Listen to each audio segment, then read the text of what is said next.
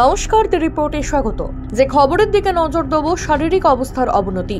Sagar Dutta medical college ও হাসপাতালের আইসিইউতে স্থানান্তরিত করা হলো ডোমজুরের শ্বেতা খান ও আরিয়ান খানের বাড়িতে অত্যাচারের শিকার সোদপুরের তরুণীকে। গত শুক্রবার শ্বেতা আরিয়ানের জাল থেকে পালাতে সক্ষম হয়েছিল তরুণী। বাড়ি ফিরতেই তার এহেন পরিস্থিতি দেখে অবাক হয়ে যান পরিবারের সদস্যরা। বলরাম হাসপাতালে মেডিকেলের পর খড়দহ থানায় অভিযোগ জানাতে গেলে কার্যত হতবাক হয়ে পড়েন পুলিশ আধিকারিকরাও। শুরু হয়েছে তদন্ত। সোদপুরের তরুণীর শরীরে একাধিক জায়গায় গুরুতর আঘাত থাকায় সাগর দত্ত হাসপাতালে ভর্তি করেছে তার পরিবার।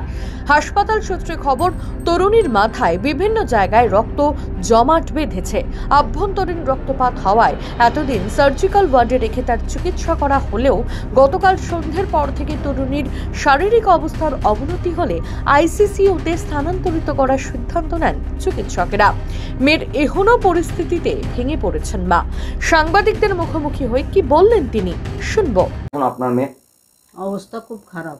আচ্ছা, ও শিশুতে ভর্তি করলো আজকে দুপুরবেলা শিশুতে ট্রান্সফার করেছে। হ্যাঁ। ডাক্তারের সাথে কথা হয়েছে? হ্যাঁ। ডাক্তার কি বলছে এখন? বলছে এখন তো কিছু বলা যাবে না, চেষ্টা তো করছি। অবস্থা এখন কেমন আছে? ও মানে বলার মতন নেই।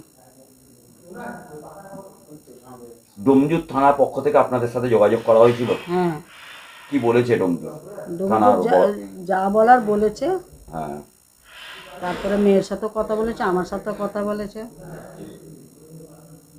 পুলিশের এই ধরনের গাফিলতি ওর পরিবারকে এর আগে ওই এলাকার লোকেরা বহুবার নাকি ওদের বিরুদ্ধে নানা রকম অভিযোগ করতো। এলাকার ডোমজুর এলাকার লোকেরা, বাকলা অঞ্চলের লোকেরা এই আরিয়ান খান এবং শ্বেতা খানের বিরুদ্ধে এর আগেও বহু অভিযোগ করেছিল, কিন্তু পুলিশ কোনো ব্যবস্থা নেয়নি। যারা অভিযোগ করতে যেত তাদের নামে মিথ্যা মামলা দিত। কি বলবেন, পুলিশের সাথে কি তাহলে এই শ্বেতা খান বা আরিয়ান খানের মধ্যে খুব যোগাযোগ ছিল? কি বলেছে আপনার মেয়ে এই বিষয়ে? মেয়ে তো বেশি কিছু বলেনি। আচ্ছা, বাস শ্বেতা খানের দুটো কথা বলেছে, ওটাই। মাননীয় মুখ্যমন্ত্রীর কাছে কি দাবি জানাবেন? আমি তো চাইছি ওদেরকে একদম এরম সাজা দিক যেন অন্য মেয়েদের সাথে এরম না হয়।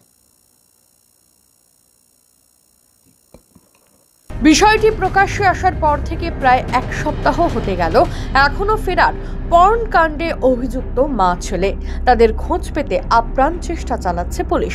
তবে এরই মধ্যে হাওড়ায় অত্যাচারিত সোদপুরের তরুণীর অবস্থার অবনতি হওয়ায় চিন্তিত গোটা পরিবার।